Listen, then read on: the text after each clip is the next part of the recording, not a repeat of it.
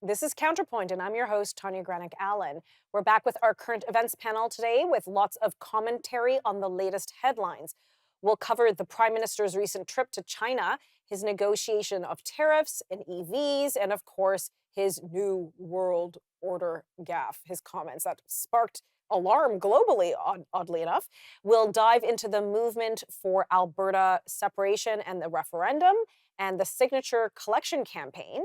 We'll also discuss Quebec Premier Legault's recent resignation announcement and what that means for Quebec and her future.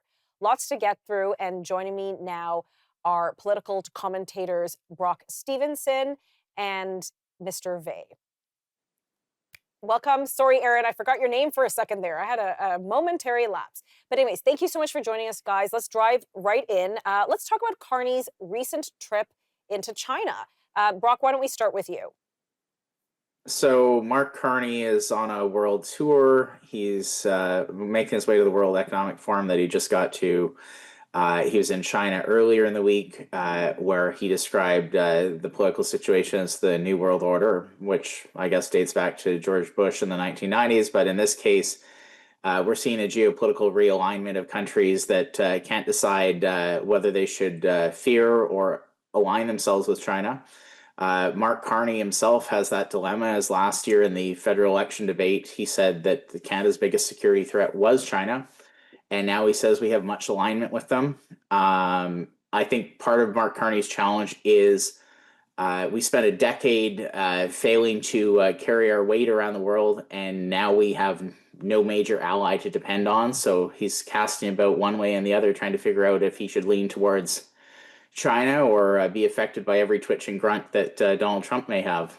Yeah, it's between a rock and a hard place, it sounds like. Aaron, it's been about a decade since a Canadian leader went to China.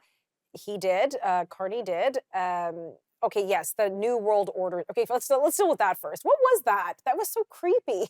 I don't know why.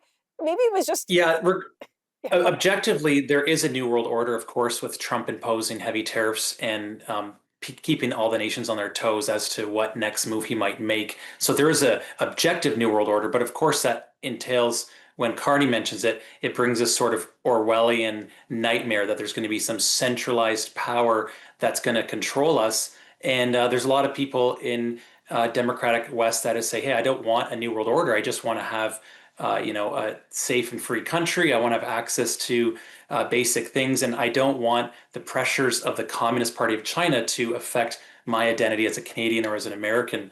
So, New World Order is a creepy term, and it will set off alarms on a lot of people that are bent on the conspiratorial aspect. But it does seem to gear that way as we become a more globalized society, and everyone is more interconnected than ever before. I can take a flight to China. I can open a business there. I can open a business anywhere in the world. So there's a new world order in that regard. But the way he's doing it, and then by bringing in this heavily subsidized communist business, which is BYD and other ones that are heavily interlinked with the Communist Party of China business in the EV market, it does pose a sovereign threat, and so that should put off some alarm bells for those that would recognizes as such.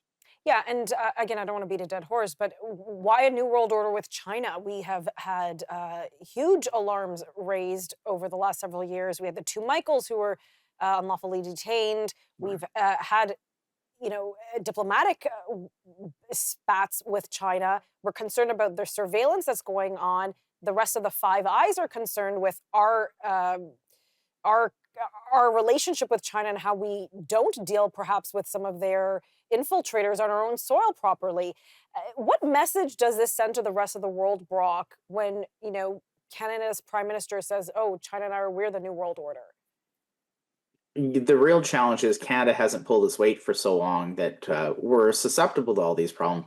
There's concerns about election interference, whether it's China, Russia, India, Barack Obama, and past elections. You're really struggling to see Canada being able to defend itself from outside forces. And this is how we see this new deal with Chinese EVs that has Doug Ford really upset that they're going to flood our market, destroy what's left of the Canadian contribution to the North American auto sector. And we're trying to save a little bit on canola tariffs so that the western part of the country doesn't suffer even more than Ontario. And we don't really know what to do. We can't figure out how to deal with China. We can't figure out how to deal with Donald Trump. And we're lurching from one crisis to the next. And Mark Carney, this great strategist and world leader, seems to have no better idea than the last guy.